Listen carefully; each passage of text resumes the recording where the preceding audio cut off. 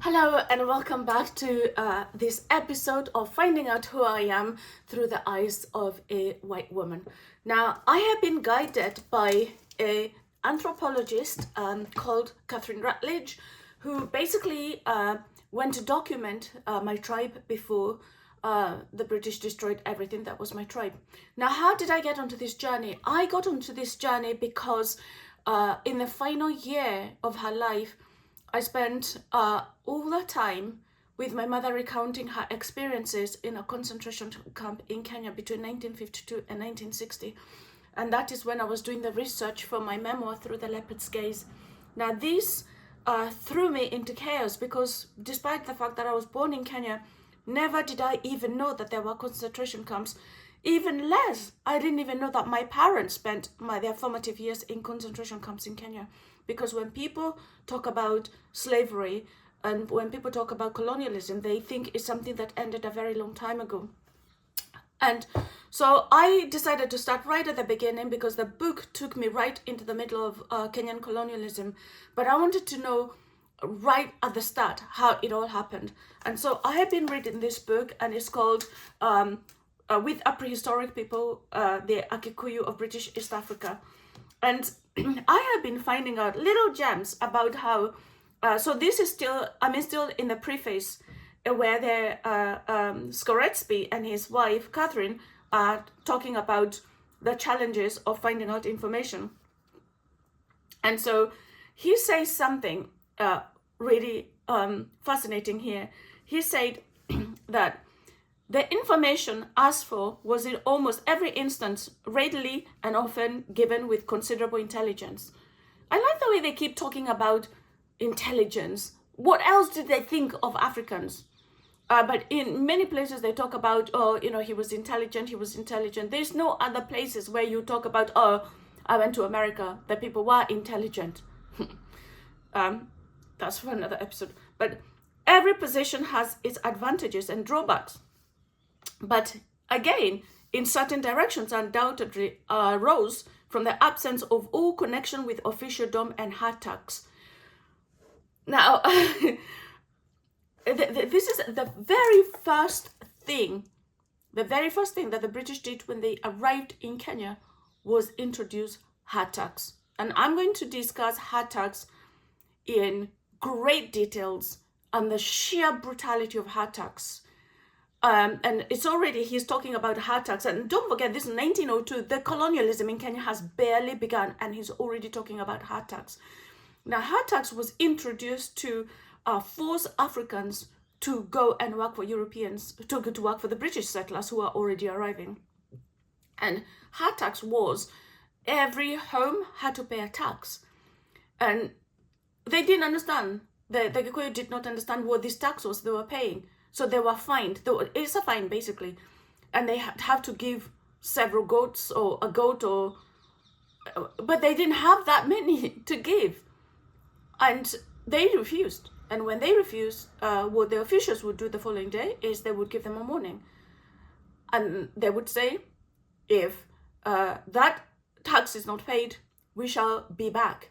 And when they came back, they slaughtered the man of the home. The man of the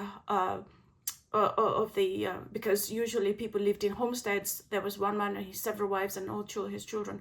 So they would slaughter the man, and all his animals were confiscated, and the wives and the children would effectively be turned into slaves. So they would be, if you like, held hostage and forced to work in digging roads and so on and so forth. And this is the life that my grandmother led for most of her life, because she was born just around this time.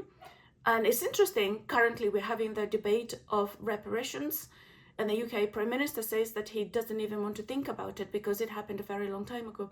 It didn't happen that long ago, because effectively, yes, you are not shipping people across the Indian Ocean and so on and so forth, but what they did do is they came to Africa and literally turned Africans into slaves. But it's interesting that he mentions this already. Skoretsky mentions this already because he has written a preface with his wife. So he's talking about the hard tax, and he says, I'll read the whole thing again. So every position has its advantages and drawbacks, but again, in certain directions, undoubtedly arose from the absence of all connection of officialdom and hatats on one hand, or with religious propaganda on the other. He talks about religious propaganda because religion was another tool of oppression, of colonization. Because what the missionaries would do, they would, and there's a missionary that I talk about greatly in my memoir, Through the Leopard's Gaze, and this was Dr. Arthur. And so I can tell you exactly what Dr. Arthur and other missionaries did. So he occupied the land that belonged to my people, and then he used to grow food and then offer the food to the people whose land they've taken away. And then he used to take girls. So my grandmother at some point was in one of his missions. He would give them boarding. Why was he taking young girls and giving them boarding? I never got to speak to my grandmother about these things, but this is what he did. And what they did was erode native beliefs. And we will talk greatly about the Agikoyo God, the Agikoyo religion, and what they believed. And one of the things that they got the Agikoyo to do, because the Gikoyo used to worship under sacred trees, because Gai, our God, says that we cannot worship in man-made temples. And and these trees were sacred. My God, even if somebody was a thief or whatever, if they went to a mogumo tree, nobody would touch them because they were so sacred. And the missionaries got people who had converted into Christians to cut down the trees to prove to the Agikoyo people that their God did not exist. Imagine that. Imagine that. But anyway, it's already been mentioned, and this is 1902. They are already talking about the religious propaganda in this book. He continues to talk about how, the difficulties of gaining information, and because actually what they always assumed is that the people of this place that would become Kenya were all a monolith of people. And what they thought was misinformation. It wasn't misinformation because they were traveling from district to district to district. Although we fall under the same tribe of the Agikoyo people, but every area has its own tribal norms. But he mentioned something here that I found out through reading this book. Can you imagine that? Finding out about my own culture, which was taken away through the eyes of a white woman. And this is one thing that they talk about. The native we found, though he might occasionally desire to throw us off trail, for instance, in the matter of ironworking. I don't understand what that means, because the Agikoyo discovered iron and they were doing ironworks from time immemorial. And that's well documented, because there are, even they talk about the ironworking in this book. And the other ceremony was a second birth. Now, when I first heard about the second birth, I was blown. I was like, what the hell is this? This was a custom, because when in 1952, and between 1952 and 1960, all my tribe were put in concentration camps, and that played a very big role in eroding our customs, because first of all, they were prohibited from doing anything culturally related. And when that happens, it really does erode the culture. But the second birth is really fascinating. And I'm going to, again, talk about it when we get to the section in the book where they talk about the second birth. What I found out was that the Agikoyo believed that when somebody dies, their spirit splits into two. And so one of them goes to live with the ancestors, and the ancestors are all around us, so they observe what we do, and they let us know when we've deviated from the path of good, and so on and so forth. And the other spirit hovers around looking for a child to colonize. And once a child is colonized, that makes the essence of who the person becomes.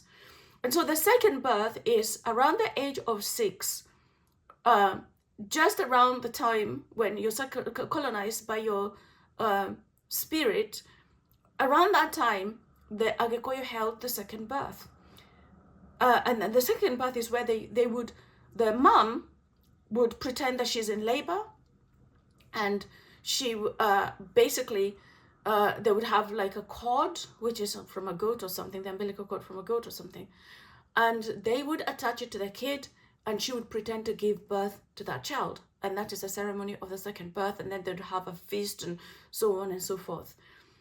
And I feel all sorts of ways. I feel incredibly sad to be finding out all these tribal norms through a white woman in her quest to document how the tribe was before they completely destroyed it. So subscribe, don't miss any of this, because there's so much. Look, there's just so much, and I'm only at the beginning. There's so much to discover, and I'm finding it a great deal about how Kenya was colonized and the erasure of my people. Thanks very much. Take care. Bye.